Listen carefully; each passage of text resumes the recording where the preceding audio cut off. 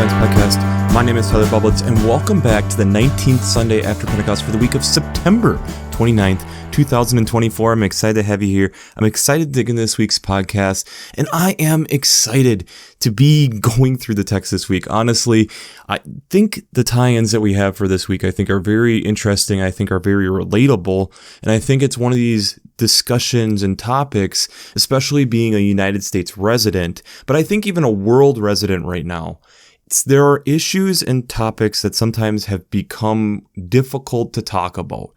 And I think we can get some insight here without getting political, but being able to give some insight in for us to be able to understand that we have gone through things like this before. We can see it in scripture, we can see it in modern history, and we can then relate it to now. And I think through these types of interactions, it allows us to be able to understand and take a breath and realize we've gone through this type of thing before. But two, because of that, it allows us to be able to move forward with a different set of confidence to kind of regather our head and make the best decisions that we possibly can. And I think in the world in which we're in, the craziness of which we're in, and the division that we can feel, I think that type of beginning can be super powerful for us to make steps forward. But I'd also argue that the question that we had for last week is another good place to start, which is, outside the human race, where can we show commensalism? Now remember, commensalism is the symbiotic relationship between organisms where one organism benefits and the other organism, it doesn't really benefit and it doesn't really hurt. I would argue, I think this is a trait that we need to be looking at within the human race, but I'd also argue outside the human race. I think when we are thinking about caring for the environment in general, I think can be a big form of commensalism. You can almost argue there is some mutualism in there, especially with the world and the way that we're getting it. But I think there is this aspect of if we can get our heads around freely doing things that are taking time that we aren't necessarily going to see immediate return on, like planting native plants or taking care of plants or taking care of a plot of land or being observant of different animals that are coming through and being conducive to them in a positive way. I think these types of acts are really important for our world today, and I think it allows us to refocus a little bit on what's important, and I think it allows us to slow down for a few moments to start to realize how this place that we have been given is a place that we are also told to take care of as a Christian, and I think that then rings truer when we're able to do that and put in the work and put in the effort and not necessarily immediately see a return. I can speak this year, and I've mentioned it a few times. My wife and I have put in a native garden this year, and there's been some wins, and there's been some this year. There's been some things we were doing to take care of the house that did some damage to the plants, but they've recovered very well. We've had some type of rodent coming in and occasionally nibbling on some things, and we come out and some plants are, that's not looking good, but they continue to come back. But the thing that surprised me is when I had talked with people, they're like, yeah, give it 3 years and that's when you'll really see it. And I've been amazed with how much flowering I've actually had this first year. How many of the plants have actually done well this first year and the amount of growth that they have had. And it gets me to contemplate, wow, the amount of difference and change that this has done for this area, how much joy my wife and I have gotten out of this small plot of land and how we've transformed it.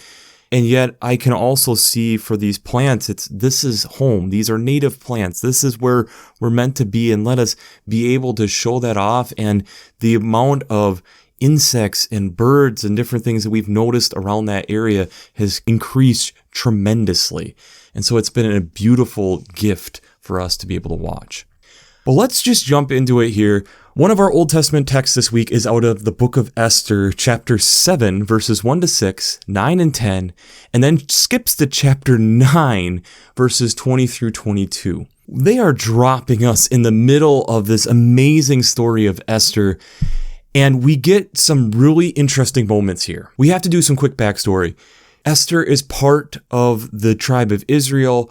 Her people are being persecuted against based on a man of Haman who is just below the king, who is having a lot of power and has done these things to be able to elevate himself and really doesn't like Queen Esther's uncle, who is Malachi, and decides we're just going to wipe these people out. Malachi then comes to Esther and says, you need to present yourself to become the queen. And there was this kind of pageant to be the queen of the people. And she's very nervous about this. And Malachi reassures her that you have been prepared for a moment like this. She becomes the queen, goes through these multiple things trying to make sure that her true essence of who she is not revealed. In chapter 7 here, the trust between Queen Esther and the king has gotten to the point where the king is asking, whatever you want, let me know, and it will happen. And she then lays it all out. I want protection for my people. This is what's going on. Haman is trying to kill. And so they're going on and on about this.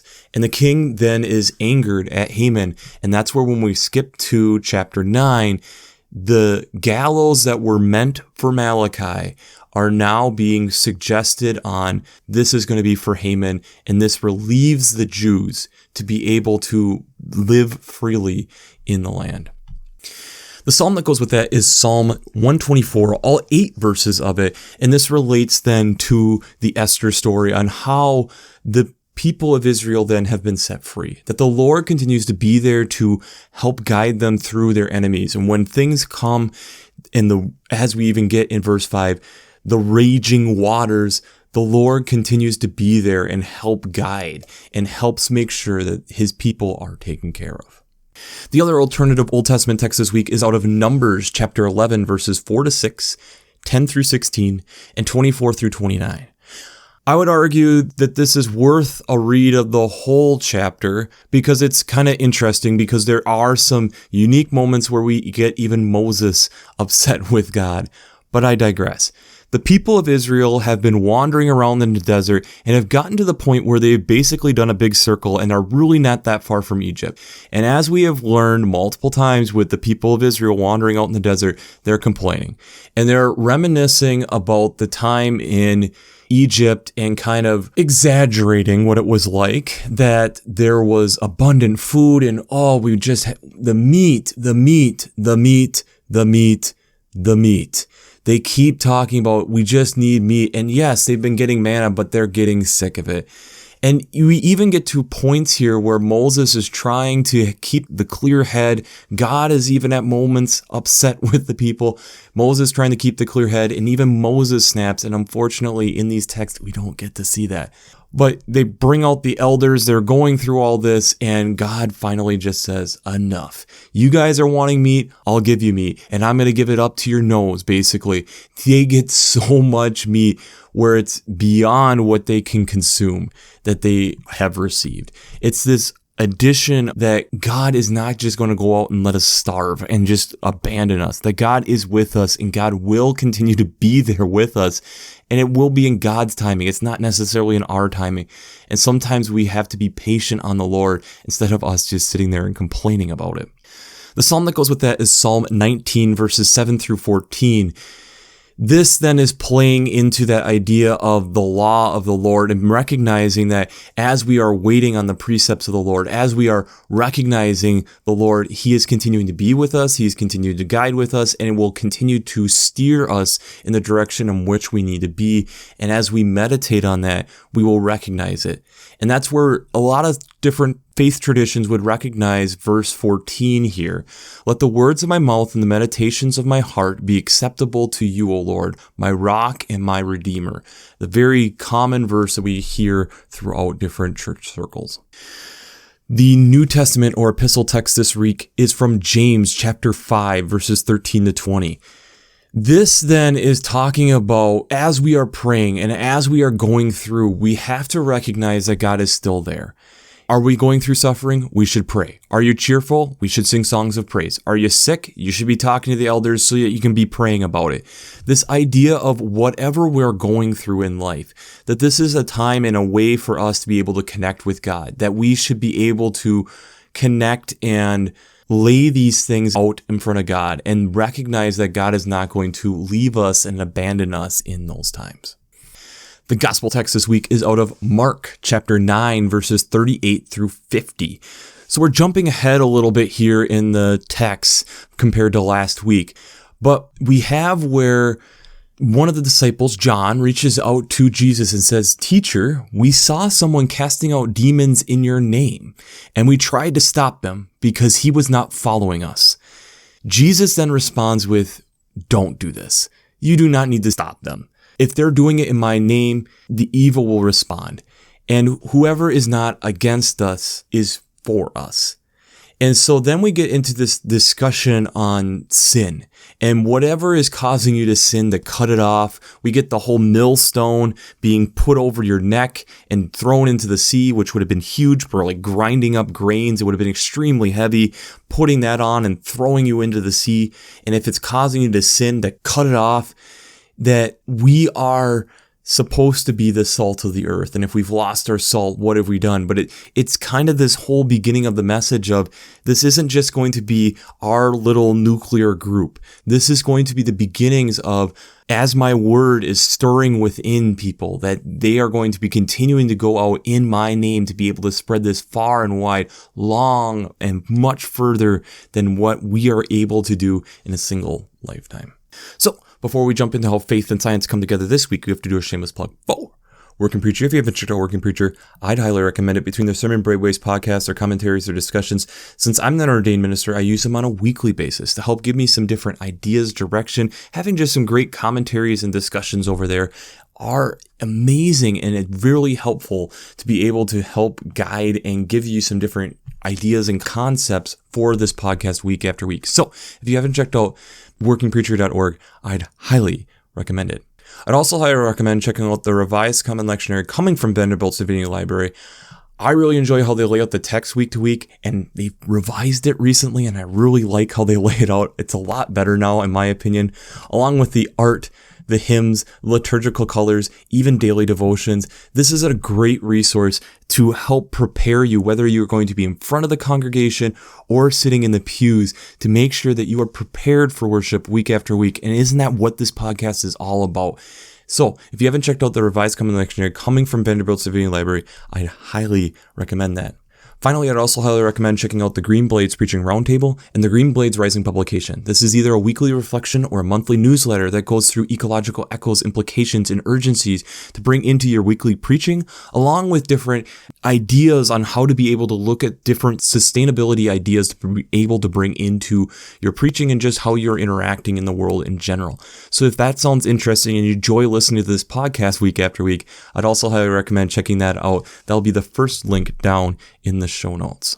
This week, when I was looking through these texts, I was really struck by the idea of how John is so concerned about people doing things in Jesus' name. They're so concerned that they're not with us, and Jesus reassuring, yes, they are. And I started thinking about that a lot. And I think we see that in science, and we have seen it multiple times in science. And so I'm going to quickly go through some. And I think, as I kind of previewed in the intro, I think this gives us some guidance in the world in which we're in today. And I think it can give us some stability moving forward to not be afraid. So let's jump into it. So I found an article from Wired, and I did some digging to make sure that this lines up. But how historically we have had scientists who have gone through persecution for various different things. So we have like Alan Turing as a great example, who is basically seen as the father of computer science. And one of his most known things that he did is he helped decode for the Allies the Nazi messaging that was being sent out, and was able to be one of the code breakers for breaking the codes of what the Nazis were doing, along with being able to come up with the Turing machine, which is used at the beginnings of computing. And a lot of his mathematical processes and theories and things that he was coming up with and working on have been the foundation on what we have as modern computing today. Unfortunately, based on his sexuality, he was ridiculed and went through some very traumatic things on having gone through chemical castration because it was against the law in the UK at the time of the 1950s to be a homosexual at that time. And this led to, in his case, the potential of suicide that he did himself in 1954. At still a very young age, and you could argue definitely not seeing the full potential of what his mind was able to work on. But let's go way back to Abu Bakr al-Razi, which he was on this earth at around 865 to 925 AD. One of the things that al-Razi did is that he was a physician, and also, like many people at that time, was not purely a physician, also had lots of opinions on religion and different things of that nature, but was kind of the beginnings of the foundations on medicine, and was very much about using more natural elements, but being able to incorporate knowledge from different parts of the world. And this was something that was seen as too progressive, seen as something that was not good, and it frustrated a lot of different people, to where there's even stories of priests who ordered the doctor to be beaten over the head with their own manuscripts. This causing him to go blind and preventing him from doing future practices later on. And it's a shame, because what we hear is that this was quite the man who was willing to do a lot of free healthcare for those who couldn't afford it, and was very well known, where people were coming from all around to be able to come to his practice. But again, because of some of his takes and how he was trying to incorporate different medicine from different parts of the world, this was seen as not good. Michael Servetus is another one who is known for being one of the people who, depending on how you want to read and what happened, John Calvin kind of turned in to be burned at the stake. The issue that Servetus had is Servetus didn't believe in a Trinitarian God, and he had questions about that and wanted to have discussions about that. And unfortunately, just the way and the power that the church had, and the Catholic Church at the time of where they were at, just was not willing to debate this, even though we were in the Protestant Reformation and in the Renaissance. In different times when he was running from the Catholic Church and finding different places to be and kind of changing his name to be able to do that, he was also able to find how the circulatory system was beginning to work, and was understanding how blood flow was running through the heart and how the lungs were being part of that whole circulatory system, and published it in one of his books, but didn't really get recognized for it because it was tied in with his Christianity so much. And unfortunately, he never really did have that debate, because this was seen as such a high thing, and this was seen as treason against the church, because we already had the Nicene Creed at that point, which was declaring that we had a triune God. So based on the fact that we weren't willing to have this type of discussion and even a debate talking about this, it led to Servetus being killed literally at the stake. Another example of this we've talked about before is Galileo, where Galileo was one of the key figures to be able to help with the idea that the Earth is not the center of the universe, that we have this heliocentric solar system that has the sun as the center, and we have different bodies rotating around it, and how the Catholic Church really wasn't keen on that, and really caused from discussion and even getting kind of banned at different points from the church in general for Galileo. Another one where we can get into is Henry Oldenburg. Henry Oldenburg was in the 1600s and was one of the founding members of the Royal Society in London, which was kind of the beginning of modern science, and is kind of being one of these founding measures and being a really key component for peer editing in scientific journals. Was one of these people who was sending messages back and forth to different parts of Europe, including Netherlands and Italy, to be able to get other leaders in the field's perspective on research that is being done, and being able to get opinions and kind of going through the peer review process as we know it today. The UK at that point wasn't real keen on it, and actually had him arrested for being a spy and held him in the Tower of London for several months until they released him and realized that that really wasn't what was going on. So again, one of these moments that we got overly concerned and realized it was nothing. This one actually kind of bugs me a lot is Gerhard Domnack, who was a German pathologist and bacterialist who is credited with the first commercially available antibiotic and basically sulfur drug that was used throughout World War II and was really being able to kind of be the beginnings of antibiotics and being able to get to the point where we're getting into penicillin. He is credited and was given the Nobel Prize for Medicine in 1939 based off these discoveries. Because he was a German, the Nazis were critical of the Nobel Prize based off of what had happened to Karl von Ottedesse, who was very critical of the Nazis when receiving his prize in 1935. The Nazi regime then forced Domnack to refuse the prize, and even was taken in by the Gestapo to verify that he wasn't against the Nazi party. And after the war, he was able to receive the prize, but he never received the cash winnings because too much time had elapsed. And I just feel it's really sad because it's based off of the modern medicine. It still looks back on what Domnack was able to do.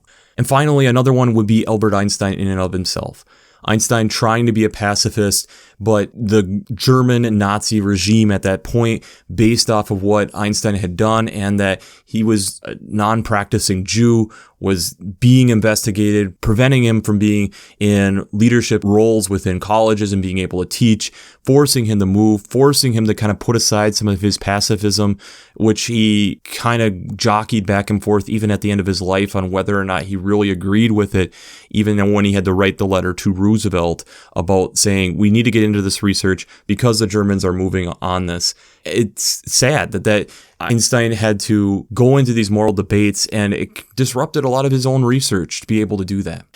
So what does this all get into? When we look at a lot of these different figures and what was going on and what controlled the aspects of them being able to have their research go out or being able to practice or being able to do what they were doing, it becomes pride. Someone's pride got in the way. Someone put their pride in front of what they were doing and said, this is more important, and thus I have to be elevated in some form or fashion, and I'm going to put that on you. Whether it was the church, whether it was leaders, whether it was consensus of sexuality, whether it was all these different factors, that then we hurt ourselves. We hurt the passage of knowledge from Oldenburg, just trying to get peer-reviewed journals, and suddenly gets accused of being a spy and being held in the Tower of London in their jail for several months based off of that, just trying to get us to the modern world of how we do science today. People being rejected from getting a Nobel Prize from all their work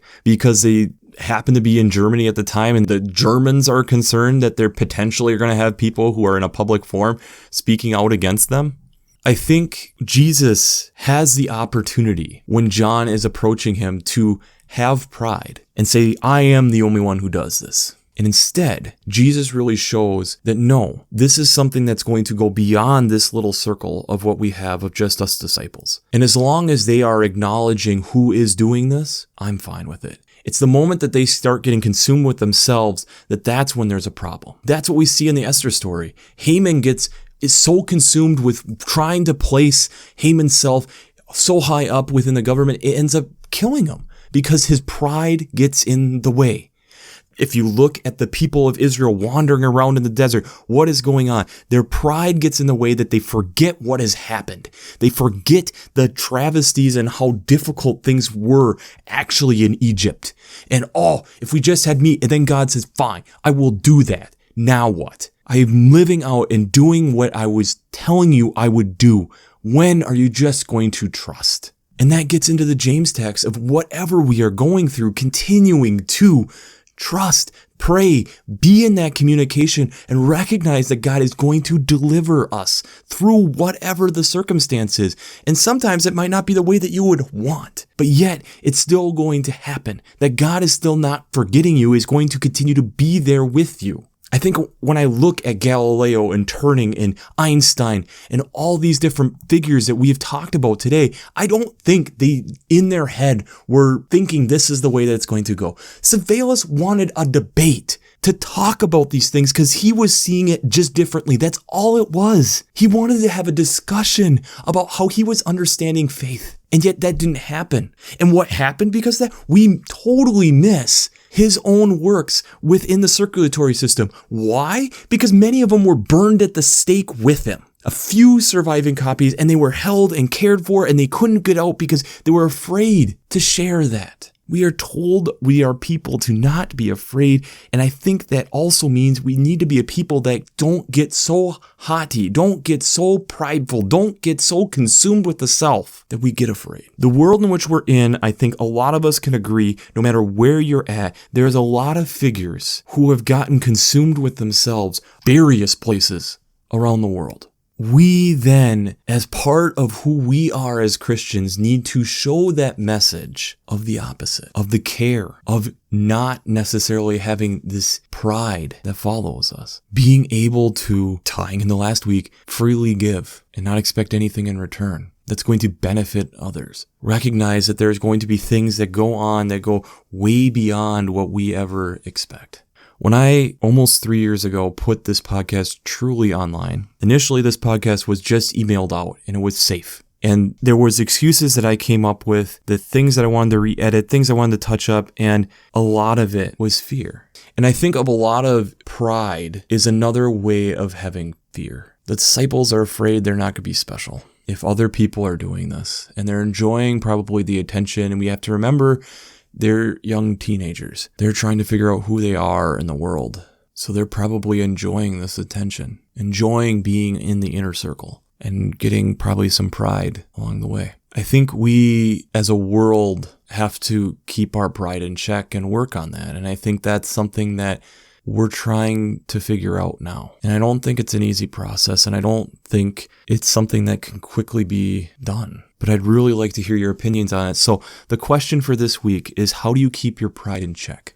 How do you keep your pride in check? Jesus has so many opportunities to get prideful about all these things that Jesus does, and yet Jesus continually decides not to. And that's impressive to me. That's worth recognizing and thinking about. That's worth spending time and trying to get to the heart of ourselves. Because it's not easy. It's not necessarily fun. It means that we have to do a lot of deep reflection and slow down. And that's something I know our world does not like to do. But I think it's important. It's doing self-inventory. It's cleaning things out. It's evaluating and seeing, where do I get my opinions and why, and is that still valid anymore? It means that we have to not run. Sometimes we have to walk. Sometimes we have to trust. People of Israel struggled with that. They wanted to complain, and I think we can relate to that. We like to complain. We like to have our voices heard, and yet we see within Scripture, not that we shouldn't still talk to God about it, not that we shouldn't still vocalize it at times, but sometimes we also need to remember that God is still with us in all of it, and not just immediately assume that we're all by ourselves. And I think that's hard. I think that takes a lot of work and a lot of reflection. When I look at these figures that we talk about today, that's one of the things I admire about a lot of them, is how they stayed true to who they were through the whole process. Savelas, even being set on fire at the stake, was still staying true to his beliefs. Even if I don't necessarily agree with them, I do think he deserved at least some debates and discussion. I believe that it's worth having other opinions come in, where we see in Razi, we see in Galileo the changing of opinions. We see that in Oldenburg, the changing of opinions. We get people with Einstein and Domnack who get robbed of research, time, accomplishments, and that doesn't even get into touring. I think these are things that we have to be careful of, cautious of, be critical of. Because if we aren't, it's really easy for our pride to step in. And if our pride steps in, what are we? Final thought for you before we wrap this up this week is, remember, most scientific discoveries are not discovered by one person. And usually on that paper, there is multiple different people who have helped, who get credited along the way. And along the way, they also are crediting other people's works to recognize the amount of effort to be able to be built upon to get them to that point. Is our faith the same way? Are we willing to put aside some of what we decide and what we think we're doing to recognize that others around us to help us to get there? How about outside of our faith life, that we're reflecting that type of image of the non-prideful self that Jesus is calling us into? I think that's something we all can work on. So, we'll wrap this up as we always do. I pray God blesses you through your faith and amazes you through science.